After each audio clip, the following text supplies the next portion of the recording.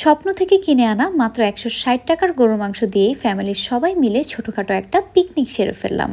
তো চলুন দেখে নিই এই মাংসগুলো আমি কিভাবে রান্না করেছি। এই মাংসগুলো রান্নার জন্য প্রথমেই আমি পাটায় মশলাগুলো বেটে নিয়েছি। এরপরে এই পাটায় বাটা মশলাগুলোই একে একে মাংসের মধ্যে মিক্স করব। আমার রান্নার বিশেষত্বই কিন্তু এই পাটায় বাটা মশলাগুলো। আর এই পাটায় বাটা মশলা যে কোনো রান্নায় দিলেই রান্নার টেস্ট ১০ গুণ বেড়ে যায়, আর শহরে বসেই গ্রামীণ একটা ফিল পাওয়া যায়।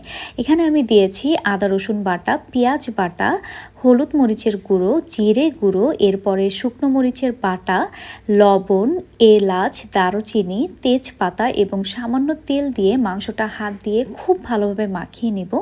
এরপরে মাখিয়ে নেওয়ার পরে কিন্তু মাংসটা আপনারা ১ থেকে ১.৫ ঘন্টা রেখে দেবেন, কারণ এই মাংসটা কিন্তু ম্যারিনেট করার উপরে অনেক কিছু ডিপেন্ড করছে।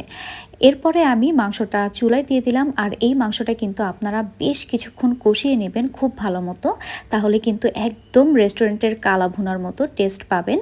তো এই যে আমি মাংসটা অনেকক্ষণ ধরে কষানোর পরে পানি দিয়ে দিলাম।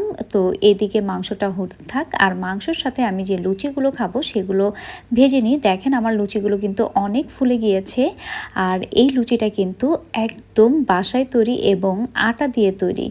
তো এই যে আমার গরুর মাংসের কালা ভুনা রেডি, আর ফুলকো ফুলকো লুচিও রেডি। আমি কিন্তু এই লুচি আর গরুর মাংসের কালা ভুনা একসাথে খাবো। আমার গরুর মাংসগুলো দেখতে যেমন ভালো হয়েছে, খেতেও কিন্তু তেমন ভালো হয়েছে। আর এই গরুর মাংসটা আমরা বাসায় ৫ জন মিলে খেয়েছি, যেহেতু এখানে আমি ১৬০ টাকার ২টা প্যাকেজ নিয়েছিলাম। তো এইটা যেহেতু আমরা ৫ জন খেতে পেরেছি, আমার কাছে মনে হয় ১৬০ টাকার একটা প্যাকেজ নিলে ২ জন অনায়াসে খেতে পারবেন। আর তাছাড়া যারা ব্যাচেলার থাকে ১ কেজি মাংস কিনলে কিন্তু অনেক ওয়েস্ট হয়। সো আপনাদের জন্য কিন্তু বেস্ট একটা ডিল এই ১৬০ টাকার প্যাকেজ।